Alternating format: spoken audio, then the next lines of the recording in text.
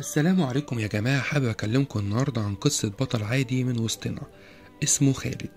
خالد ده راجل سايق عربية بنزين في العاشر من رمضان. في يوم 1 يونيو حصل حريق فجأة في العربية اللي كان سايقها. الغريب إن بدل ما يهرب ويبعد عن الخطر، خالد دخل وسط النار عشان يدفع العربية بعيد عن محطة البنزين والناس، عشان ما يحصلش انفجار كبير ممكن يدمر كل حاجة. بالرغم من إن الحريق كان خطير جدا واتصاب خالد بحروق كبيرة، لكن فضل شجاع ومتحمل الألم. انتقل للمستشفى بس للأسف توفى يوم 8 يونيو بعد معاناة كبيرة. الناس كلها حبت قصته وكرمته الحكومة، وسموا شارع باسمه في العاشر من رمضان تكريما له. اللي خالد عمله ده مش أي حد يقدر عليه، هو مثال حقيقي للتضحية والشجاعة.